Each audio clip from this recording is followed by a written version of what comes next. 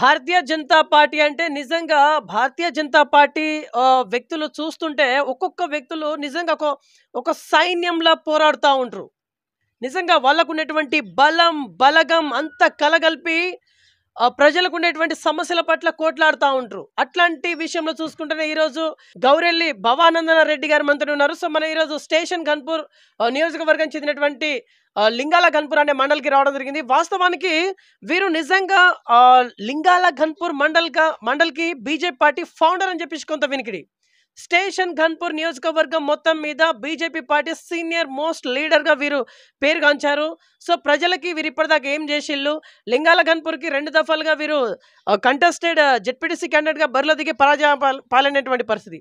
వాస్తవానికి ప్రజల కోసం కొట్లాడినటువంటి ప్రజలు వీరికి ఎందుకని బ్రహ్మరథం పట్టలేకపోయిళ్ళు, ఇట్లాంటి లేటెస్ట్ ఇన్ఫర్మేషన్ తెలుసుకుందాం. నమస్కారం, బాగున్నారా? బాగున్నాం. మా కోసం మీరు వరంగల్ నుంచి ఇక్కడికి వచ్చినందుకు, ఇంత దూరం వచ్చినందుకు మీ బీవీఆర్ టీవీ యొక్క దానికి యాజమాన్యానికి మీకు కృతజ్ఞతలు. ఓకే సార్, నేను సూటిగా పాయింట్కి వస్తున్నా. సార్, ఇప్పుడు గత 30 సంవత్సరాలుగా మీరు భారతీయ జనతా పార్టీ ఒక క్రియాశీల ఒక కార్యకర్తగా ఉంటూనే దరిదాపున ఒక 5 to 10 lakhs ఖర్చు పెట్టుకున్నారని చెప్పేసి కొంత మీ ఫాలోవర్స్ నాతో చెప్పారు. నిజంగా బాధపడతలేను, అట్లేం లేదు. నిజంగా ఖర్చు పెట్టుకున్నారా? మీరు తెలియదు రాజకీయంలో ఉంటే ఎంత ఖర్చులు అయితే. ఉదాహరణ పార్టీ ఒక 1000 రూపాయలు ఇస్తుంది మన ఒక ప్రోగ్రామ్ కానీ, అక్కడ మనం 4000 పెట్టాల్సి వస్తుంది. అవన్నీ ఎవరు పెడతారు? పెట్టినా సోదని రావు. పార్టీ మీద నేను ఇస్తలేను. నేను అభిమానం వెంబడి పెట్టుకున్నా, ఇంకా పెట్టుకుంటా. ఇంకా రేపు అవసరమైతే 50 లక్షలు ఖర్చు పెట్టుకుంటా పార్టీ కోసం. రేపు అవసరమైతే అంటున్నారు అంటే మీరు హింట్ ఇస్తాం అంటే 1 minute అంటే జెడ్పీటీస్గా మీరు మరలా బరిలో దిగేందుకు రెడీగా ఉన్నారా లింగాల గన్పూర్ నుంచి? బర్యాని కాదు, నాకున్న స్థాయిలో నాకున్న వరకు నేను ఖర్చు పెట్టుకున్నా నా స్తోమతం బట్టి. ఇంకా నా స్తోమతం బట్టి ఇంకా ఎక్కువ వస్తుందా పెట్టుకున్న వస్తుందో నేను సంతోషంగా పెట్టుకుంటున్నా. నేను దానికి ఎవరినో పార్టీని నిందిస్తలేను. ఈ పార్టీలు ఉన్నందుకే నేను గర్విస్తున్నా. ఒక జాతీయ భావంతో దేశ ధర్మం కోసం, దేశ రక్షణ కోసం ఈ పార్టీలు ఉన్నందుకు నేను గర్విస్తున్నా. ఓకే సార్, ఇప్పుడు ప్రజల కోసం కొట్లాడే మనిషి అని చెప్పేసి మీరు కొంత వినికిడి ఇక్కడ మీ ఫాలోవర్స్ ఇక్కడ 3-4 అయితే ఉన్నారు, వాళ్ళు చెప్తున్నటువంటి పరిస్థితి. వాస్తవానికి 2 దఫాలుగా మీరు లింగాల గన్పూర్ మండలానికి 2 దఫాలుగా మీరు జెడ్పీటీసీగా బరిలో దిగి పరాజయ పాలైలు వరుసగా. ఎందుకు మీకు అక్కడి ప్రజలు ఎందుకు బ్రహ్మరథం పట్టలేదు మీకు? పార్టీ ఇక్కడ కొంచెం ఇంప్రూవ్ ఎక్కువ లేక మనం పరాజయం పాలైన పార్టీ. మేము ఫైటర్గా మాకు తెలియదా పరాజయం పాలైన మాకు తెలుసు. అయినా సరే ఒక ఫైటర్గా మేము పార్టీ ఉనికి నిలబెడుతందుకు మా ప్రయత్నం మేము చేసినాం. దానిలో మేము సఫలీకృతమైనాం. మేము మీడియా పరంగా, ప్రచార పరంగా పార్టీ యొక్క ఉనికిని మేము నిలబెట్టే ప్రయత్నం చేసినాం.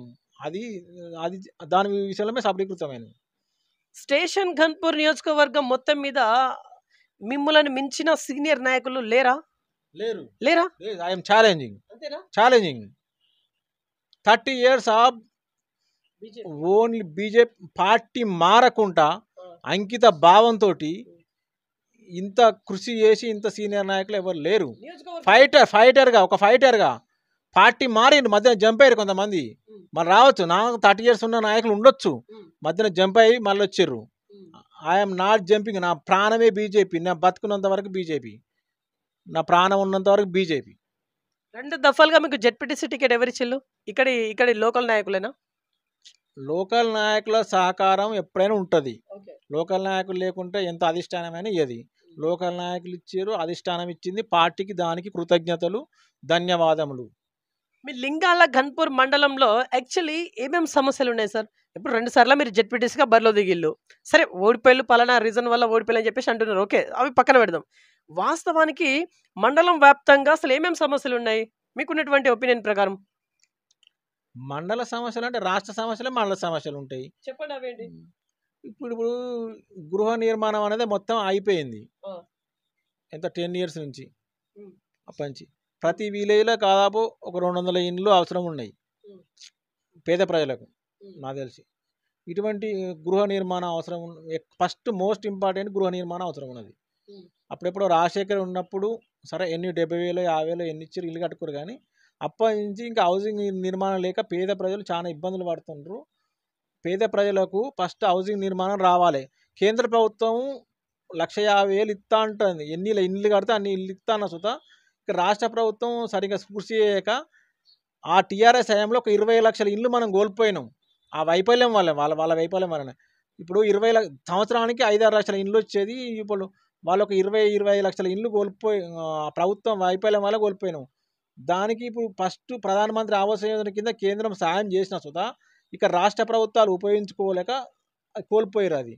మళ్ళీ ఆయుష్మాన్ భారత్ కింద కరోనా టైంలో సుధా దేశమంతా ఇంప్లిమెంట్ అయినా ఇక్కడ కేసీఆర్ యొక్క తుగ్గులకు పరిపాలన వల్ల దాని ఇంప్లిమెంట్ లేక అది కోల్పోయినాం. ఇటువంటి రాష్ట్రాలు ఫసల్ బీమా యోజన రైతుల కోసం పంట నష్టమైతే కేంద్ర ప్రభుత్వం పట్టిన ఫసల్ బీమా యోజన ఉపయోగించుకోలే ఆ రోజు కేసీఆర్. ఇలాంటి ఎందుకు ఉపయోగించుకోలే? వాళ్ళ పేరు వస్తుందని. ఇటువంటి ఇప్పుడు ప్రజలకు ఉపయోగపడేది ఏ ప్రభుత్వం అయినా ఏ పార్టీ అయినా దాన్ని ఉపయోగించుకోవాలి. దాన్ని ఉపయోగించుకోవడం వల్ల ఎవరు నష్టమవుతుంది? ప్రజలకు. ఎస్టిమేట్ నా పార్టీ అయినా ఏ పార్టీ అయినా ఏ నాయకుడైనా ప్రజలకు అంతిమంగా ఏం జరగాలి? విజయం, లాభం జరగాలి. అది ఫసల్ బీమా యోజన ఉపయోగించుకోవడం వల్ల పంట నష్టం వల్ల రైతులకు తీవ్ర అన్యాయం జరిగింది. ఇప్పుడు ఆయుష్మాన్ భారత్ దేశమంతా కరోనా టైంలో ఉపయోగించుకున్న ఇక్కడ కేసీఆర్ ప్రభుత్వం ఇంప్లిమెంట్ చేయకపోవడం వల్ల ఇక్కడ అన్యాయం జరిగింది.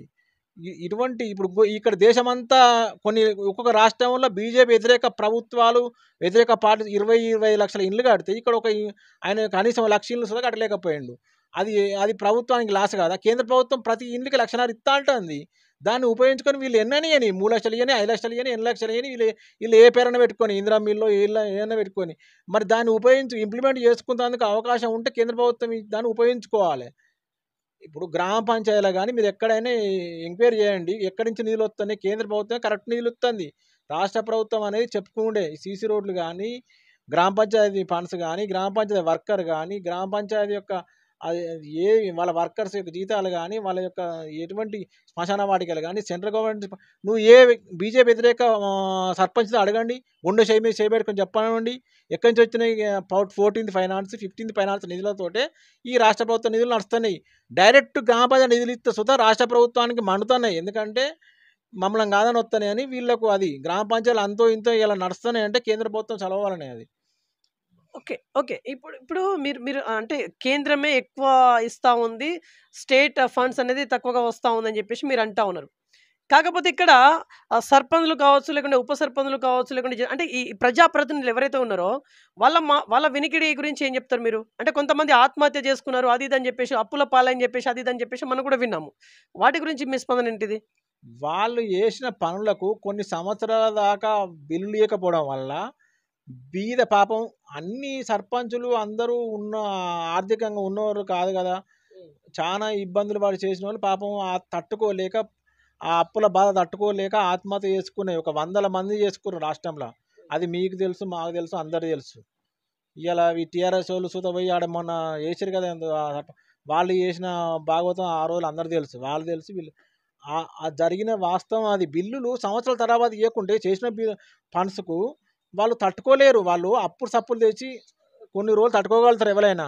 వాళ్ళు తట్టుకోలేక అప్పుల బాధ తట్టుకోలేక సర్పంచులు చాలా మంది ఆత్మహత్య చేసుకున్నది వాస్తవం. అది నేనన్నా నువ్వన్నా ఇది రాజకీయ ఆరోపణ కాదు, ఇది వాస్తవమైన ఆరోపణ. సార్, ఈసారి సర్పంచ్ ఎలక్షన్స్ అయితే రాబోతున్నాయి. ఫిబ్రవరి ఐ థింక్ నోటిఫికేషన్ వచ్చే అవకాశం అయితే ఉంది, 2025 ఫిబ్రవరిలో. సార్, ఇక్కడ మీరు మరలా లింగాల ఘన్పూర్ మండల్ నుంచి మరలా మీరు జెడ్పీటీసీగా బరిలో దిగేందుకు రెడీగా ఉన్నారా లేరా? క్లియర్గా చెప్పండి, 1 word ఆన్సర్ ఇవ్వండి. నాకు తెలిసి 2 సార్లు వచ్చినాక 3వ సారి రాదు సార్. అది జనరల్ 2 సార్లు వచ్చింది. అది నాకున్న రిజర్వేషన్లో ఖచ్చితంగా ఈసారి జనరల్ రాదు. అది మళ్ళీ కొత్తగా తీసి వస్తే దాని పరిస్థితి ఆలోచిద్దాం. నాకు తెలిసి అదే రిజర్వేషన్ కొనసాగిస్తే మాత్రం రాదు. మళ్ళీ కొత్తగా తీసి కొత్తగా వీళ్ళని ఇంప్లిమెంట్ చేస్తే రావచ్చు, రాదు. అది కానీ ఎప్పుడైనా 2 times కంటే మీకు తెలుసు, మాకు తెలుసు, 2 times కంటే 3వసారి ఇయర్ అది. సరే, అదే రిజర్వ్ ఇంప్లిమెంట్ లేకుండా కొత్తగా తీస్తే రావచ్చు. అది వస్తే మనం మన నేను నా అంతలు నేను ఉన్నాను కాదు, ఇక్కడ ఉన్న స్థానిక నాయకులు, పార్టీ అధిష్టానం అందరు కలిసి వాళ్ళు ఆమోదిస్తేనే నేను ఉంటాను. నా అంతలు నేను ఉంటాను. అది నేను ఎప్పుడు కోరుకోను. అట్లా పార్టీ అధిష్టానానికి నేను క్రమశిక్షణ గల కార్యకర్తను. స్టేషన్ ఘన్పూర్ నియోజకవర్గపు సీనియర్ మోస్ట్ లీడర్ అని చెప్పేసి మీరు చెప్తా ఉన్నారు, ఛాలెంజింగ్ కూడా చేస్తా అంటున్నారు. సార్, ఇంత ఖరాఖండిగా చెప్పేటువంటి మీరు ఇదే స్టేషన్ ఘన్పూర్ నియోజకవర్గం నుంచి మీ ఎమ్మెల్యే అభ్యర్థిని ఎందుకని గెలిపించలేకపోయిల్లు? తప్పిదం ఎక్కడ జరిగింది? మీ ఎమ్మెల్యే గారు ఏమైనా తప్పు చేసిల్లా? అంటే మీ క్యాండిడేట్ గారు ఏమైనా తప్పు చేసిల్లా? లేకుంటే మీలాంటి సీనియర్ కార్యకర్తలు తిరగడంలో వైఫల్యం చెందిల్లా? లేకుంటే ప్రజలే మిమ్మల్ని కావాలని చెప్పేసి అవాయిడ్ చేస్తా ఉన్నారా? అసలు తప్పిదం ఎక్కడ జరిగింది? సార్ ఫస్ట్ క్యాండిడేట్ ప్రజలకు తెలవాలి. ఈ క్యాండిడేట్ ఉంటాడని. సరే ఇంకా 4 ఏళ్ల ముందే తెలవాలి. ఇప్పుడు ఉదాహరణ టీఆర్ఎస్ క్యాండిడేట్ గీనే, కాంగ్రెస్ క్యాండిడేట్ గీనే తెలుస్తుంది. మన బీజేపీ క్యాండిడేట్ గీనే అని ముందు మన ప్రజలకు మనం తెలపకపోవడం ఫస్ట్ పొరపాటు. తీరే టైం ఎన్నికలు ప్రకటించడం అది కరెక్ట్ పద్ధతి కాదు. ఇప్పుడు ఒకసారి ఓ సుభాష్ అంటారు, ఒకసారి వెంకటేశ్వర్లు అంటారు, ఒకసారి విజయరావు, అసలు ఎవరో ఒక నాయకునికి ఇంపార్టెంట్ ఇచ్చి పార్టీ అధిష్టానం అసలు ధిక్కరించినట్టు కాదు, కానీ పార్టీ అధిష్టానమైన ఒక 4 ఏళ్ల ముందే వాళ్ళను ఒక వాళ్ళను ఎస్టాబ్లిష్ చేసి వాళ్ళతోటి కాన్స్టిట్యున్సీ మొత్తం వాళ్ళ ప్రచారం చేసుకుంటా ప్రజలకు కార్యకర్తలకు అందుబాటులో ఉండుకుంటా వాళ్ళు ఎస్టాబ్లిష్ చేయాల్సి ఫస్ట్ ప్రచారం జరగాలి. ఇప్పుడు ఒక వస్తువు అమ్మాలంటే ఫస్ట్ అడ్వర్టైజ్మెంట్ కావాలి. అది ఇప్పుడు ఎంత పెద్ద లక్షల కోట్లు అయినా వాళ్ళు ఎందుకు అడ్వర్టైజ్మెంట్ చేస్తాడు? వాడు ప్రచారం జరిగిన తర్వాత ఈయన గెలిచిన తర్వాత ఓటు తర్వాత ఇప్పుడు క్యాండిడేట్ అనేది పార్టీ మా కార్యకర్తలకే తీరే టైం వరకు తెలియనప్పుడు ప్రజలకు ఏం తెలుస్తుంది? గుండె విజయనవ సీనియర్ మోస్ట్ లీడర్ అందులో డౌట్ ఏం లేదు. ఈవర్ కేసీఆర్ కంటే మెయిన్ లీడర్ ఆయన. కేసీఆర్ కారు ఈఎంఐ కట్టిన రోజుల సుత ఈయన కట్టిన రోజు ఆయనకు హెల్పింగ్ చేసిన రోజులు ఉన్నాయి. విజయరావు సీనియర్ మోస్ట్ లీడర్, ఆయన అవమానం పడవలసిన అవసరం లేదు. సీనియర్ మోస్ట్ లీడరు కావచ్చు. ఇప్పుడు ఇదే సీనియర్ మోస్ట్ గుండె విజయరామరావుని ఇప్పుడు ఎస్టాబ్లిష్ చేసుకుంటా శేషన్గానపూర్ ఎమ్మెల్యేగా పార్టీ నిర్ణయించి ఇక్కడ ఎస్టాబ్లిష్ చేస్తే ఒక 4 సంవత్సరాల తర్వాత ఫలితం ఉంటుంది. ఇప్పుడే తీర టైం ఎన్నికలు చేస్తే అది ఫలితం ఉండదు. అది నా యొక్క ఆలోచన. అంటే ఇప్పుడు అంటే మీకు క్యాడర్ కరెక్ట్గా లేదా? సరే, క్యాండిడేట్ ఎవరు అనౌన్స్మెంట్ చేసినా కూడా ఫైనల్ స్టేజ్లో ఎవరి పేరు అనౌన్స్మెంట్ అయినా కూడా మీ క్యాడర్ కరెక్ట్గా ఉండాలి కదా. మీ క్యాడర్ కరెక్ట్గా ఉంటే ఓట్ బ్యాంక్ అనేది తనంతట తానే వస్తుంది కదా ఆటోమేటిక్గా. ఎస్, ఏం చెప్తారు? బీజేపీ క్యాడర్ను 100% శంకించాల్సిన అవసరం లేదు. ఎందుకంటే అన్ని ఆటుపోట్లను అన్నిటిని ఎదుర్కొని ఉండే కార్యకర్తనే బీజేపీలో ఉంటాడు. ఎలాంటి ప్రలోభాలు, ఇలా నాకు 5 లక్షలు 10 లక్షలు నాకు బెనిఫిట్ జరుగుతానన్నా నేను వేరే పార్టీకి పోయే ఉద్దేశం ఉండదు. అటువంటి ప్రలోభాలు జరగకుండా ఉండే కార్యకర్తనే బీజేపీలో ఉంటాడు. బీజేపీలో ఉంటా అంటేనే ఎలాంటి దాదాపు 99% ఎలాంటి ప్రలోభాలకు లొంగని కార్యకర్తనే బీజేపీ కార్యకర్త. ప్రలోభాల కోసం కాదు, ప్రలోభాల కోసం ఉండే కార్యకర్త కాదు. కానీ ఇప్పుడు నేను ఉండగలుగుతా, కానీ ఇప్పుడు నాతోటి నేను నడిపియగలిగిన అన్నప్పుడు నా అంత నిస్వార్థంగా వాళ్ళు పనిచేయలేక కదా. మన క్యాడర్ కానీ వాళ్ళు కానీ కొద్దిగా పబ్లిక్ అనేది ఆశిస్తారు. వాళ్ళు నాకు ఏమొస్తుంది దానివల్ల మేము వాళ్ళను కొంచెం మేము సఫలీకృతం చేయలేకపోయినాము. అంతేగాని తప్ప బీజేపీ కార్యకర్తలను ఎప్పుడు శంకించాల్సిన అవసరం లేదు. ఇవాళ బీజేపీ 8 ఎంపీలు గెలిచారంటే బీజేపీ క్యాడర్ ఎంత నిస్వార్థంగా పనిచేస్తారు మీరు బాగా ఆలోచించండి. నేను అడిగే స్టేషన్ గన్పూర్ ఒక్కటే అడుగుతున్నా, ఓన్లీ స్టేషన్ గన్పూర్ ఆలోచించిన ఒక ఉదాహరణ చెప్తానా. బీజేపీ కార్యకర్త ఒక ప్రచారానికి పోతే తన సొంత 10-20 వేలు ఖర్చు పెట్టుకొని పనిచేసేస్తాడు, కానీ ఎవరో పార్టీ వాళ్ళు ఇవ్వాలి ఎవరో ఇవ్వాలని ఆశించడు ఎరికేనా. అటువంటి కార్యకర్తలు బీజేపీ కార్యకర్తలు. ఓకే సార్, ఇక్కడ మీరు ఇంత చెప్తున్నారు కదా, మీ గ్రామం కిష్టాపురం, కిష్టాయగూడెం మీ విలేజ్. మీ కిష్టాయగూడెం సర్పంచ్గా ఎవరైతే నిలబడ్డారో బీజేపీ అభ్యర్థిగానే, వారిని ఎందుకు సార్ గెలిపించుకోలేకపోయారు మరి మీరు? మా కిష్టాయగూడెం అభ్యర్థి జనరల్ లేడీ వచ్చింది. జనరల్ లేడీ వచ్చినప్పుడు ఒక క్యాండిడేట్ మన ఏబీబీ క్యాండిడేట్ ఆయనే ఫస్ట్ ఇండిపెండెంట్ నిలబడ్డాడు ఆయనే. అది వాస్తవం. అది అందరూ ఇండిపెండెంట్ బలపరిచిన ఆయనను. జనరల్ లేడీ వచ్చుట్లా నేనుంటే నేను ఉండగలుగుతాను. జనరల్ లేడీ వచ్చుట్లా మా మిస్సెస్కు జాబ్ ఉంది కాబట్టి మేము సరే దానికి విత్డ్రా అయినాం. అయినాక అప్పుడు ఉన్న క్యాండిడేట్ సుతా ఏ పార్టీ కాదు ఆయన, వాస్తవానికి ఇండిపెండెంట్గా మన ఏబీపీ క్యాండిడేట్. ఇంకా స్వయంగా చెప్పాలంటే ఇండిపెండెంట్గానే యూత్ మొత్తం దానికి అతన్ని ఆమోదించి బలపరిచి గెలిపి ఇచ్చినాం. ఇది వాస్తవం. ఇది ఒక 50 మంది యూత్ ఇంట్లో వాళ్ళు ఏ పార్టీ అయినా కానీ, వాళ్ళ అయ్యే టీఆర్ఎస్ కానీ కాంగ్రెస్ కానీ ఏ పార్టీ కానీ మొత్తం యూత్ పరంగా మేము గెలిపించాలని ఒక 50 మంది యూతే గెలిపించినాం. గెలిపించినాక ఆయన కాంగ్రెస్ అన్నాడు, టీఆర్ఎస్ అన్నాడు, మళ్ళీ కాంగ్రెస్ అన్నాడు, టీడీపీ 12 మారండి. దానికి ఇక మనం బాధ్యులం కాదు. కానీ ఫస్ట్ ఇండిపెండెంట్ గెలిపించుకున్నాం మేము. బీజేపీ మీ అభ్యర్థి బీజేపీ అంటే బ్యాక్గ్రౌండ్ ఏబీవీపీ, ఏబీవీ బీజేపీ నుంచి వచ్చిన క్యాండిడేటే. ఆయన పదిలో చెప్పుట్లా ఏబీవీ బీజేపీ అని ఏది చెప్పకుండా ఇండిపెండెంట్ అని చెప్పేసిన వాడ. ఇండిపెండెంట్ చెప్పేసి ఒక వాళ్ళ మీద ఇండిపెండెంట్ గెలిపించుకున్నాక ఆయన కాంగ్రెస్ అన్నాడు, తర్వాత టీఆర్ఎస్ అన్నాడు, తర్వాత మళ్ళీ కాంగ్రెస్ అన్నాడు. ఆయన వాల్యూ కోల్పోయింది, విలువ కోల్పోయింది.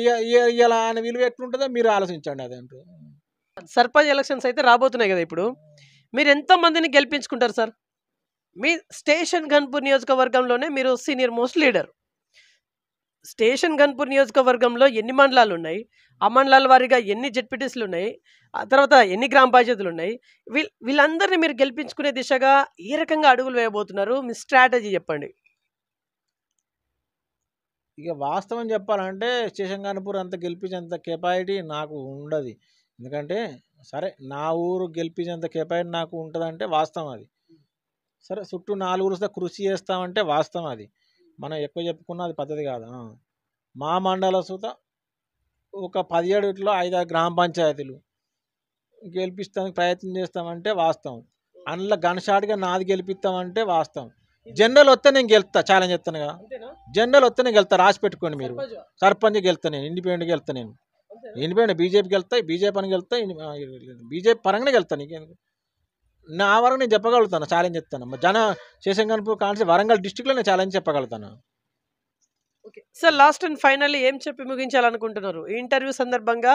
మీ లింగాల గన్పూర్ మండల ప్రజలకే కావచ్చు, లేకుంటే స్టేషన్ గన్పూర్ నియోజకవర్గ ప్రజలకే కావచ్చు, ఫైనల్లీ ఏం చెప్తారు మీ ప్రజలకి? బీజేపీకి మంచి రోజులు వస్తున్నాయి. ఆల్టర్నేట్గా బీజేపీ బీఆర్ఎస్ అనేది ఫెయిల్ అయింది. అది కాంగ్రెస్ అనేది తొందరనే ఫెయిల్ అయిపోయింది. అది హైడ్రా విషయంలో కానీ, రుణమాఫీ విషయంలో కానీ, ఎండ్ల 6 గ్యారంటీ విషయంలో చూస్తే ఒక బస్సు ఇంప్లిమెంట్ తప్ప 100% ఇంప్లిమెంట్ అయిన ఉందా? 50% ఇంప్లిమెంట్ కాలే. ఓన్లీ బస్సు ఒకటి 100% ఇంప్లిమెంట్ అయింది. కరెంట్ బిల్లు చూస్తా 30%, 40%. నువ్వు గ్యాస్ చూస్తా 30%. నువ్వు 25 మహిళలకు రుణమాఫీ చూస్తా ఓన్లీ 0. ఇంకొకటి చెప్పానా మీకు, పార్టీ అగ్రనేత రాహుల్ గాంధీ మహారాష్ట్ర ఎన్నికల ప్రచారంలో తెలంగాణలో ప్రతి మహిళకు 2500 ఇచ్చినామని చెప్పుడు ఎంత దురదృష్టం అంటే మీరు ఆలోచించండి. అది వాస్తవం. మీరు చూడండి, ప్రతి మహిళకి 2500 కాదు 20 రూపాయలు సుతి ఇయ్యలే. గట్లా చెప్పుకుంటారు ఒక్కో రాష్ట్రంలో పోయే వాళ్ళు. చాలా తప్పది. ఏంది చెప్పండి, ఎందుకు అట్లా చేసి 6 గ్యారంటీలా 80% ఫెయిల్ అయింది రేవంత్ రెడ్డి సర్కార్. ఓన్లీ బస్సు సక్సెస్ అయింది. ఒక్కొక్కటి బస్సు ఒకటి 100% ఇంప్లిమెంట్ అయింది. అందులో డౌట్ ఏం లేదు. మిగతా అన్ని ఎలా చెప్పండి, కరెంటు బిల్స్ 30% కంటే ఎక్కువ లేదు, గ్యాస్లో 30% కంటే ఎక్కువ లేదు, మహిళకి 25 ఇచ్చుట్లా 100% ఫెయిల్ అయ్యారు. అది పింఛన్లు ఇచ్చుట్లా 100% ఫెయిల్ అయ్యారు. 40 అన్నిట్ల విషయం 100%. రుణమాఫీల సొత్త 30%, 40%, 60% ఫెయిల్ అయ్యారు. రైతు బంధు 2 సార్లు ఎగ్గొట్టి రైతులను ముంచిర్రు. ఉదాహరణ, రైతులకు బోనస్ అన్నారు. రైతుల విషయం ఎట్లా మాట్లాడారు వాళ్ళు?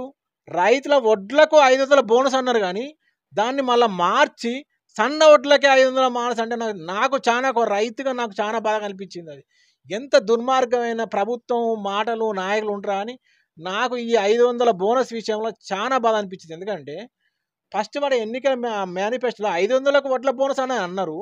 75% వడ్లు దొడ్డోట్లు పెడతారు, ఒక 25% సన్నోట్లు పెడతారు.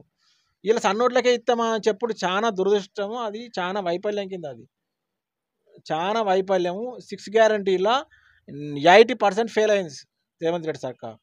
Okay sir, one more question. HYDRAA పైన మీ స్పందన ఏంటిది? ఎందుకంటే హైదరాబాద్లో హైడ్రా అనేది చాలా శరవేగంగా నడుస్తూ ఉంది.